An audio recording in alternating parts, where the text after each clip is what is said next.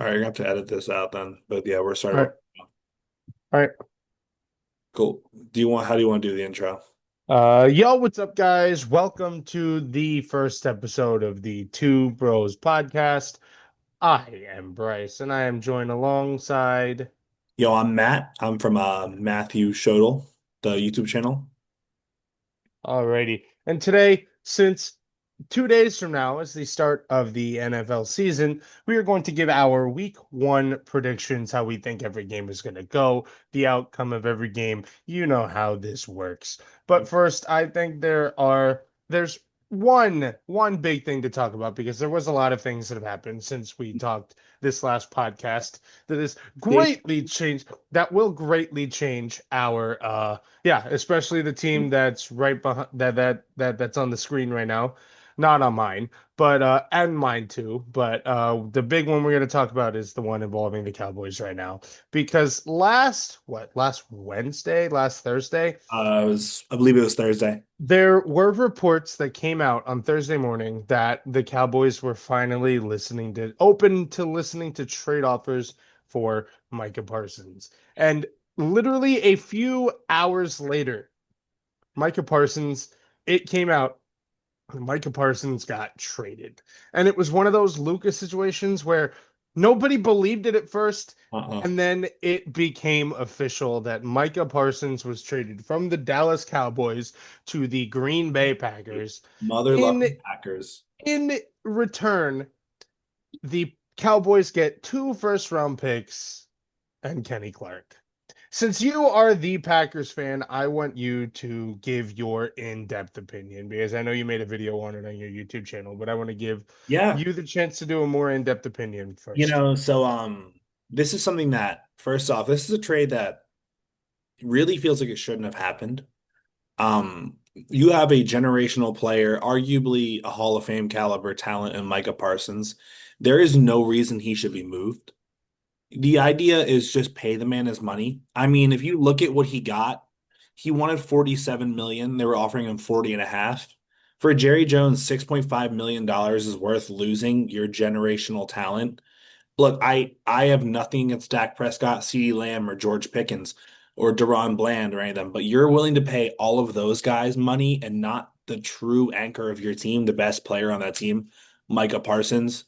I mean, if you look at him, he has proven to be one of the best players in the league for 4 seasons straight. And Jerry Jones wants to go out there and talk about how they're going to be better without him. I get there's an ego to it, and you want to sit here and pretend that you're fine. You screwed up. They did a bad job. They gave the Packers a generational talent for the next 4 years of his prime for practically nothing. Kenny Clark, I will miss him as a Packer. I love him. He's an amazing player, but come on. Kenny Clark and two first round picks is literally chump change for Micah Parsons. And even if this was prime Kenny Clark, which it's not anymore, it's still nowhere near Kenny the Clark. value it should be. This is the equivalent to, let's just say this Luka Doncic trade happens in 2019, 2020, and we get current day Luka for prime Anthony Davis. This trade is still not the value it should be because yes, Kenny Clark is a good player, is a good he is not the level of elite caliber player he once No, was. not at all. And Micah Parsons, even in less games, you could argue had Micah Parsons have played all 17 games last year, this would have been his best season he'd ever had. And that is saying something because Micah Parsons is a guy who has never had less than 12 sacks in a season. And that was last year because he missed 4 games. So, and you, to argue, not even to argue, sorry, to talk about what Jerry Jones said is, oh, we need to stop the run. I get it. The run game is important to break down. But if you look at it statistically, Micah Parsons ranked better in a PFF ranking than Kenny Clark in the run game for all 4 of his seasons he's played. So if you look at Jerry Jones, this is really just proof that Jerry Jones' ego, he got his feelings hurt. The fact that Micah Parsons wanted to bring in an agent showed that Jerry Jones is just a senile old man. He Yeah. does not know how to run a franchise. And there are two reports that came out today about Micah Parsons involving the L4 and L5 lumbar part of his spine, that the Packers weren't totally aware of the back issue that Micah Parsons had. They weren't totally aware. And the doctor said if he plays this season, he's going to have to get weekly epidurals. I don't know how serious that is. I don't. Because you saw Micah Parsons in practice. There was a video of Micah Parsons in practice, and he looked amazing. He looked fantastic. And if this is Micah Parsons hurt, Look, the rest of the NFL screwed. so as a And Packer, then and, I and then the other report that came out, I just saw this probably about an hour ago, and I find it absolutely ridiculous. There, Jerry Jones refuted every single attempt Micah Parsons had of trying to get a long-term deal. And Micah Parsons wanted to stay. And Jerry Jones said, the only way you will stay on this team next year is if you play under the fifth year option. Like, what? You're going to, this is arguably the best pass rusher we have seen since Reggie White, and you're going to let him walk for two first rounders and Kenny Clark, this is a 30-year-old Kenny Clark who hasn't been the Kenny Clark of old since probably 2020, 2021. And as a Packers fan, you look at the team they had last year, and you and I had talked about this off podcast before. You look at the team they had last year versus the team they have right now. The team they had last year was a very talented team. Their defense was super underrated. Their offense was they flowed very well. They worked together a lot. They're a year older, a year wiser, and have more talent. And you add a guy like Micah Parsons, let's just say he's not healthy till week 8. That is still nine. That is still 9 weeks with a healthy Micah Parsons, and then your playoff run. I have no problem being a Packers fan and not getting him back till midseason because we don't need a full season of him. Honestly, all they need is him for the last few weeks in the playoffs. That game that you're going to in what, December, November is going to November, the be first week of November. scary because then Bryce Young is going to be on his ass the whole game, and I I feel saw bad. something saying that like you had to feel bad for Caleb Williams. Like they start to finally make strides as a Bears team, and then Micah Parsons lands in Green Bay. So I guess my question for you, Bryce, is where does this put Green Bay in the rankings? Does this change your opinion of who can win the division? I forget where I had You had them them a second. before. I think You I had had them at Detroit second. second. I don't think it changes I them don't. only because Detroit is so good, but I do think they win at least one or two more games and put the pressure on. I don't think that well, it's definitely a lot closer. I don't think because I do think the early struggles that the Packers are going to have trying to adjust to this with it happening so close to the Yeah. season that it's going to take a little bit. I think around week 4, which is the Cowboys game where they play the Cowboys in Dallas on Sunday Night Football, is when they're finally going to click. And one more thing, Dallas traded Micah Parsons to the one team that they cannot beat in the playoffs. And Jerry Jones thinks, oh, this is a collaborative effort. All of us did this. No, you didn't. No, you didn't. Did you did No, you you didn't. did you see the face of I think it was Schottenheimer with him? Yeah, On like you could see his face, and it kind of looked like Jason Kidd when Nico Harrison was talking about trading Luca. Like they both had the face of I cannot believe you did this, and you're going to talk about this as a collaborative effort. I know. It's I really ironic what has happened to the city of Dallas in the last 6 months, player wise. Yeah, it's wild, and Yeah, I feel for Dallas sports fans right now, even though I can't believe I'm saying that because they just had to deal with the Luka thing 7 months ago today, and look, you're a and Laker, then you understand. and I get it because this has happened to now. It's affected the both of our teams on the other side, where the Lakers get Luca and the Packers get Micah Parsons. But unlike unlike the Cowboys or unlike the Mavericks, who are in a better position Yeah. right now than the Cowboys are right now, because the Mavs lucked into the one pick, even though people say it's rigged, and I will look them in their face and say they're dumb because it's not rigged. But I do think that the Cowboys, as long as Jerry Jones is in charge, it's going to be misery. It's going to be. Yeah, I was listening to That's Good Sports, and he was talking a lot about this. And he made a really good comment. Like, this is a trade you make in March. Yeah, Like, after the season, why do you make this trade after the draft? If a you're going week and to a move up half a player, before the if season. you're going to move up a player like that, you move them like a month or two before the draft so you can draft their replacement. I believe it's Amer.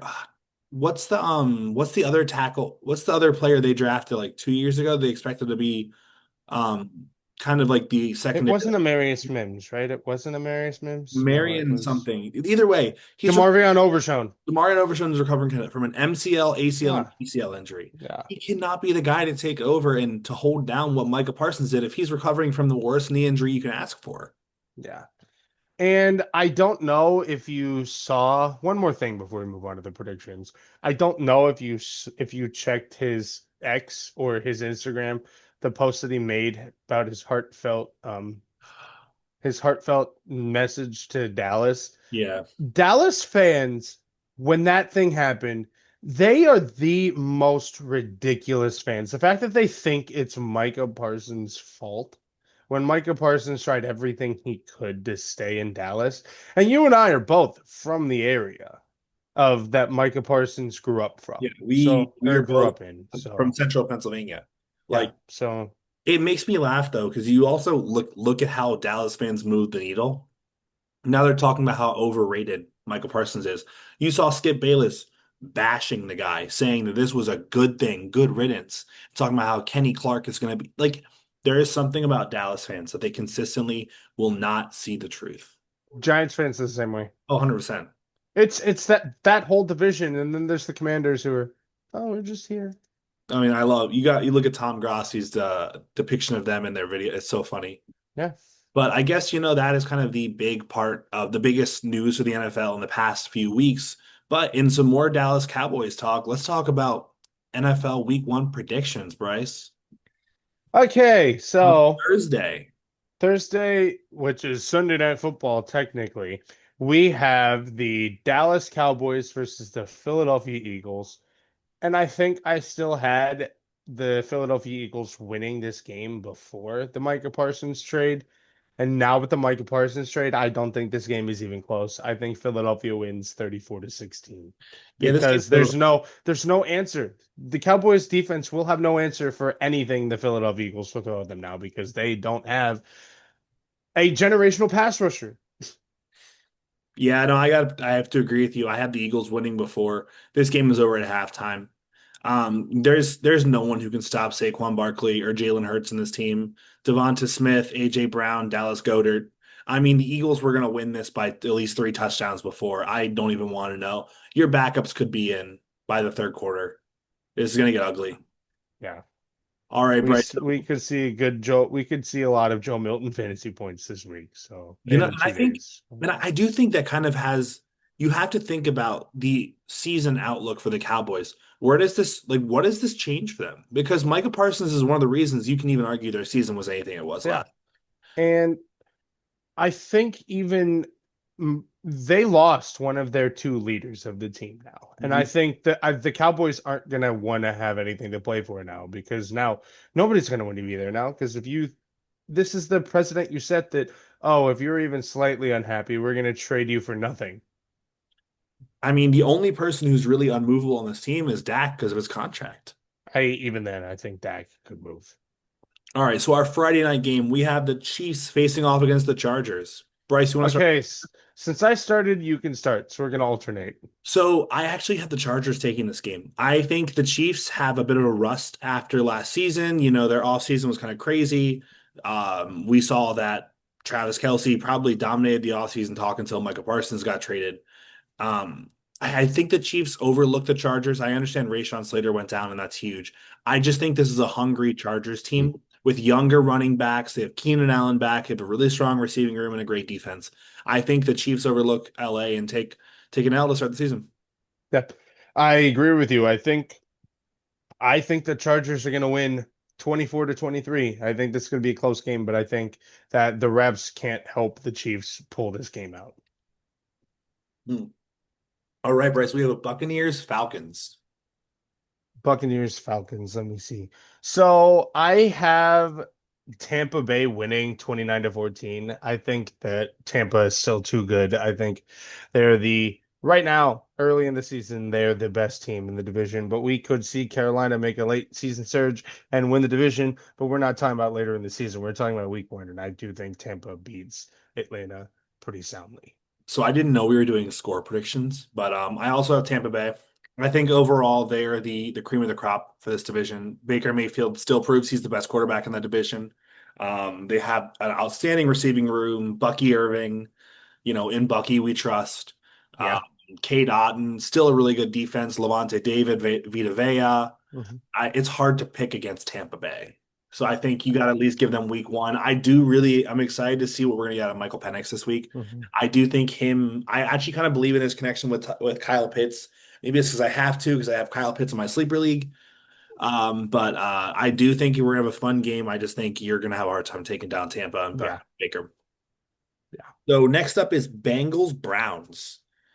Okay, so you start this time. Who do you think is So gonna win? This is an interesting take. I actually have the Browns winning this one. You watch the Bengals. They struggled the first game of the season. Last year, we watched them drop off a game they should have won against the Patriots. You know, this is a very common thing for Cincinnati, especially with their defense being just so atrocious. You have old man Joe back in the backfield. I kind of like what Cleveland's going to run this week one. We know Joe Burrow's going to have a rough start. He always does. Week one is never good for the guy. I actually have this going to Cleveland. Yeah, but here's my that you mentioned that the New England game last year. New England is a good run organization. The Browns are the damn Browns I for a understand. reason. I understand, but you have to look at the Cincinnati Bengals and their track record. They just cannot win a week one game. Joe Burrow's an amazing player, but he has his struggles. I just don't know how much I trust them week one, especially with this very bad defense coming up against an elite defense in Cleveland. I think that the Bengals win and they win pretty soundly. I think the Bengals win 30 to 13. I don't think that the Bengal or Joe Flacco will have an op or a way to stop this or to march down the field with him being 40 years old. I don't think there's a way. Uh, But yeah, so you are going to start us off with Dolphins versus Colts. This is an important game for you. we have the only shutout of the week for me. I have the Miami Dolphins beating the Indianapolis Colts 37 to 0. Daniel Jones plays so bad that they cut him after the game, fire the whole coaching staff, and start Anthony Richardson the rest of the way.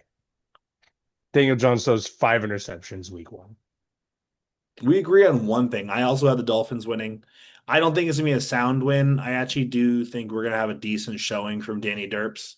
But I think it really comes down to Tua and Tyreek Hill. While I am not high on either of them, I think you have heard me say before, I think Tyreek Hill is past his prime, and I think Tua is an average quarterback.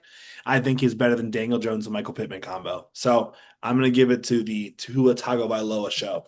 And let me just say, I don't think that Miami is good. I just No, think that the Daniel Jones Colts will probably be the worst NFL team that have ever stepped in an NFL field, ever I in wouldn't say NFL the worst. history. I definitely would not say the worst.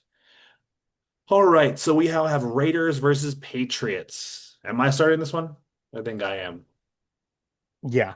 All right, so I really like this Mike Vrabel led team. I'm gonna have to go with the Patriots on this one. I like Drake May. I think he looked outstanding last year. You get him a lot of great weapons on offense and a better offensive line than upgrading that defense like you did. It's hard to pick against them. You look at the Raiders, they might be good, they might not. You just don't know what Pete Carroll you're gonna get. You don't know what Geno Smith. I'm gonna go with the surefire young buck and give it to Drake May. Unfortunately, I have to agree with you that the Patriots win because still hate the Patriots, even though they It's hard don't, to know. there's no rivalry anymore. But I have the Patriots winning 19 to 9. Wow. Hmm. 19-9. Yeah, That's insane. That's a low score. So you think it's going to be more of a defensive effort then? I do. I do. Their games are always kind of defensive. If you look at they play each other every year now, and it's usually a lower scoring contest between the two teams. So Is that because of bad offenses or good defenses? I think it's been a mixture of both, but I do think now it's going to be really good defenses and not bad offenses. I just think that the Raiders defense has improved, and obviously we know what the Patriots defense is. All right. So one of our first possible tank bowls of the year, we have the Cardinals versus the Saints. Okay, so I have New Orleans winning this game 27-16. I do think that if New Orleans offense can get going, there are very few teams in the league that can stop this offense from scoring because they still have incredible pieces in Brandon Cooks, Rashid Shaheed, Chris Olave, Juwan Johnson, Taysom Hill, Alvin Kamara. They still have Kendre Miller, who's solid, and we don't know what we're going to get out of Spencer Rattler this week. We may see a Spencer Rattler looked looked every part of why people think going into the 2024 or 2024 NFL draft, he should have been one of the first quarterbacks taken. Interesting. So I have a hard time picking for the Saints just because they're such a bad team. Outside of Alvin Kamara, they and Chris Olave, that's really all they have. They Their have D- Rashid Shaheed, he's all right. I'm Juwan talking Johnson, real weapons, like real Taysom Hill. weapons you need to think about. I have the Cardinals winning this. I don't think it's a close. I don't think it's a good game. I think it's an ugly game. Probably both teams who win. Both teams are gonna have pretty bad games no matter what. I just think the Cardinals are the better run team here. They have the better weapons. They have a better quarterback, better running back, probably better. Actually, no, not probably. Definitely better receivers. I put Marvin Harrison Jr. The one of the best tight ends in the league, and they have a decent defense. You have Buda Baker back there. It's hard to pick against them. I think New Orleans has a better receiving core. Outside of Marvin Harrison, I don't really believe in Michael Wilson. I like the receiving trio of Olave, Rashid Shaheed, and Brandon Cooks. We'll have to see. But we have two revenge games and one right here. We have the Steelers versus the Jets. So we have Aaron Rodgers' revenge game and Justin Fields' revenge game. So the question is, who do we think gets their vengeance? And I'm going to give it to Justin Fields. I really like the culture they're creating with Aaron Glenn over there. And I think that we're going to see Aaron Glenn out coach Mike Tomlin to that game. And I think Justin Fields has a lot to prove after being pulled after what, 5 games was it? After After very, 5 games, playing very well, winning 4 of their 5 games he played for them. after performing like the best quarterback they've had in the 2020s. And if you look at the teams that they have on off, especially offense, so Justin Fields has Brees Hall overall, who I think is a very, very good running back. I could say top 10 in the NFL when he gets a chance to play. Garrett Wilson, who's once again, a very good receiver. I believe Tyler Conklin is his tight end. I like what Yeah. they have as opposed to Jalen Warren. No, Tyler Conklin's a Charger. He is, isn't he? But I like what they have as opposed to Jalen Warren, DK Metcalf, and John Smith. And I think I like the defense over in New York a little bit better than I like Pittsburgh's defense. So I would say it's a close game, but I think Justin Fields gets them a game-winning touchdown, rushing touchdown, I believe. I think that this game is close-ish. I have the Steelers winning 23-13. I do I do have Aaron Rodgers doing having a shutting the haters up game. I think he's going to score 3 touchdowns and pass through for 350 again, just to show all the haters that call him washed. Up yours, losers. Interesting. This is an up yours losers game for Aaron Rodgers. All right. Well, and probably one of the easiest games to pick is the Giants versus Commanders. Yeah. Yeah, I think you and I both have the same winners. But I have Washington winning 27-18. I think that the Giants, 18 may be generous to the Giants. I do think that this team still has one glaring issue, and I think we talked about this before a few weeks ago, that the Giants, regardless, still have one glaring issue, and that is the quarterback position. And I don't think it changes week one. And the Commanders don't have a quarterback issue because we know how good Jaden Daniels actually is. I can 100% agree with you. As someone who has had to deal with prime Russell Wilson dominating his team for a long time, it's interesting to see Russell Wilson in this position right now. You know, you look at him as his days with Wisconsin and his early days with Seattle. It's just he's clearly not the player he used to be. So with Jaden Daniels being as good, and honestly, I do foresee him having a sophomore slump. I think we're not going to see the same Jaden Daniels we did last year. I still think that Washington team is significantly better. Yeah. It's going to overtake this Giants team pretty easily. Yeah. Bryce, this is going to be this is the next game is going to be very fun for you as a fan because it affects two of your teams in a certain way. Yep. Panthers versus Jaguars. I actually have the Panthers winning this game. I really like Bryce Young. I like the kind of renewal that Dave Canales brought into him. And I like what they've done with the team over the offseason. You move off Adam Thielen, you get a lot better. Bring in Tet McMillan. I think the Panthers drop a bit of an upset here. I'm going to preface this by saying I wrote this before Jalen Coker went on the IR. I made this before Jalen Coker went on the As IR, did I. which is going to suck because I think Jalen Coker is a really solid receiver, and the Panthers probably have more hope. As a Panthers fan, probably have more hope going into my future with my team than I can say about the Colts. But I do have the Panthers winning this game 35-20. And I think it's not close, but I do think that this is the start of the reasons why Bryce Young was taken number one overall. And he is going to be the Carolina Panthers franchise quarterback. But I do just want to say one thing to all the people sleeping on Trevor Lawrence. If you're not a follower of the AFC South or a fan of a team in the AFC South, you are not allowed to comment on this because you don't know clearly as much as I know because this is a division I follow. So I'm allowed to have an opinion, and all of you non-AFC South followers are not in this scenario. I'm not gonna lie, I'm not an AFC South follower, but I also don't. I'm not a fan of Trevor Lawrence. But I'll keep my opinion for another video. Bryce, we have Titans versus Broncos. Okay, I have Denver winning 24-8. I think it's going to be a rough first game for Cam Ward, especially against the best defense in the NFL. I will say that they're the best defense in the NFL. They're going to make Cam Ward's day a living hell. Yeah, if you're seeing this tomorrow or before the games are out and you have to make a pick for your league, for you know how you have to make picks, pick Denver.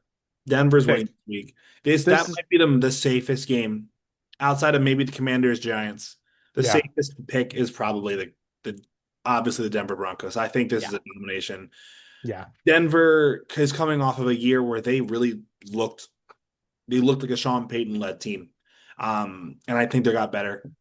Bo Nix got a year older, a year wiser, and a year better. Pat Surtain is coming off of Defensive Player of the Year.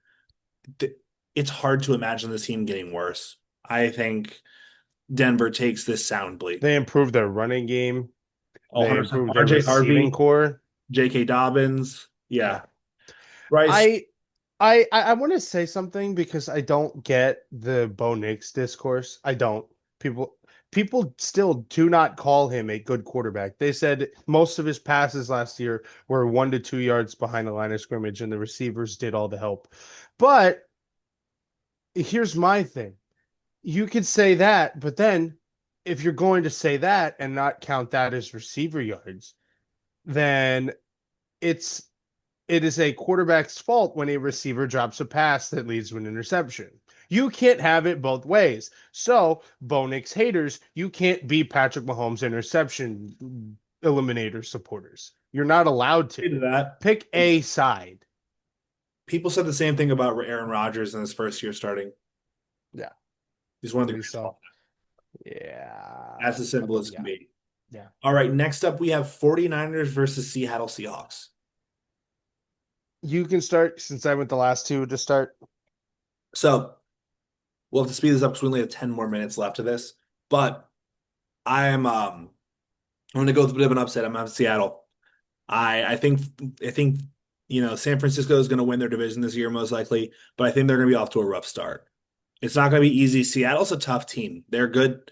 They have a decent quarterback, a decent run game, pretty good receivers. I like Seattle for this as an upset. I went chalk. I went with the 49ers upsetting or 49ers winning the game.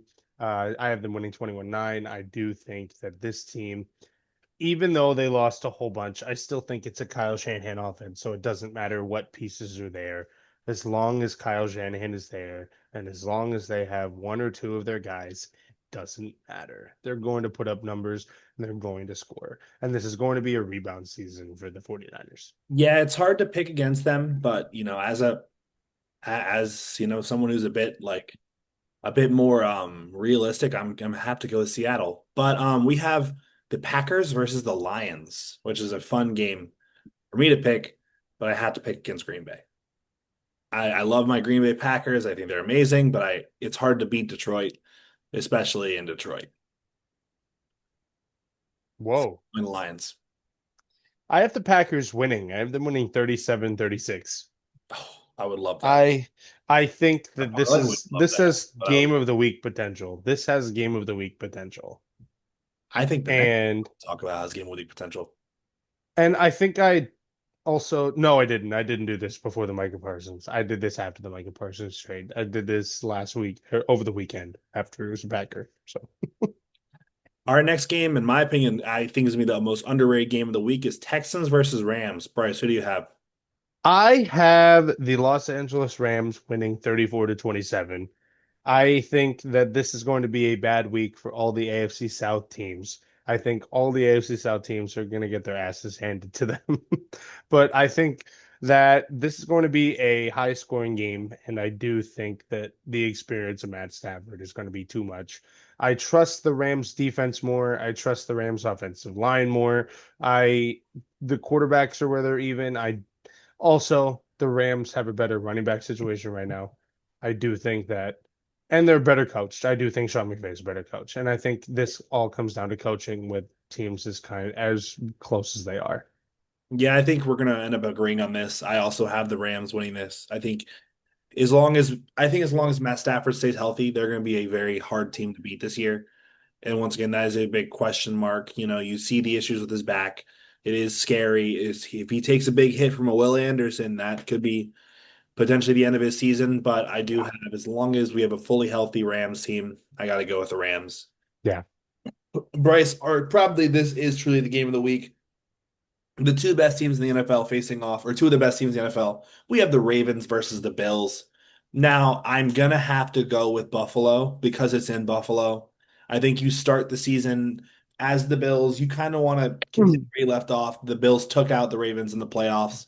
I have a hard time seeing them losing this game. I think it's a season opener. It's a momentum builder. I have to go with Buffalo Bills in this one. I think that the Ravens are going to win. I think they're going to win 24-20. I do think that this is going to be a Lamar Jackson revenge tour because there were a lot of people who said Lamar Jackson should have won MVP last year. I was not one of them. I was not one of them. I said if if that the people that were screaming for Lamar Jackson to win MVP last year were not the same people who were screaming for Josh Allen to win MVP in 2023 when they both put up the same amount of touchdowns and they lost MVP. It was the team that had the better record always wins MVP. And the people that say that Lamar Jackson should have won MVP are either Josh Allen haters or they are people who just started watching football last year. Interesting. I was one person who said Lamar should have won last year and Josh Allen should have won the year before.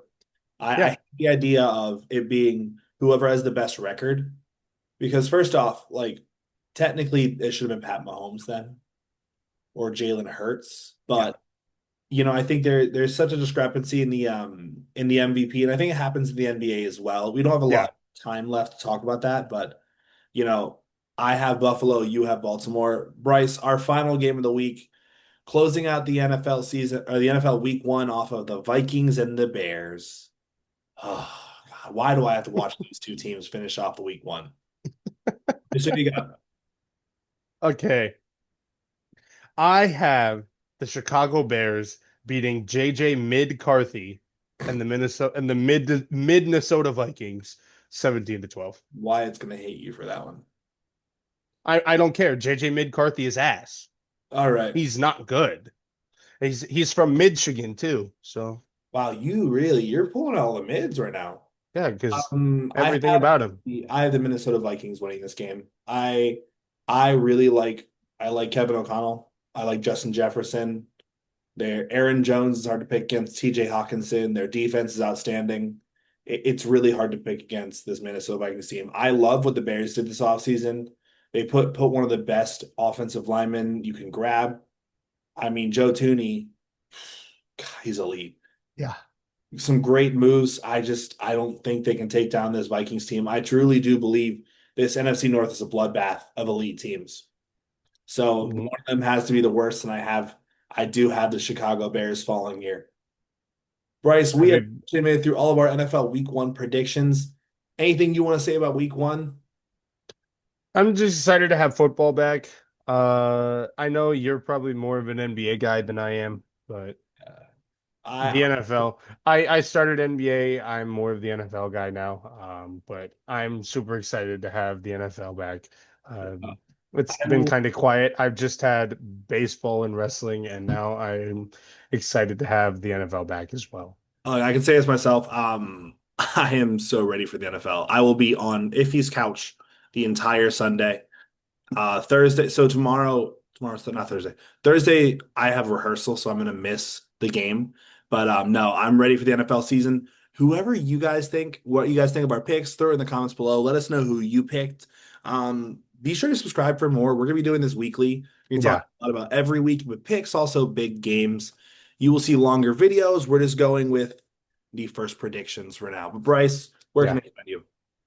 You guys can find me on TikTok at Coldcat Sports, at Bryce Official, at Coldcat Card Packs, YouTube, the same thing, same three. X/Twitter, bshodel14, Instagram, Bryce Official, Facebook, Bryce Shodel, Snapchat, Jiffy B Shodel.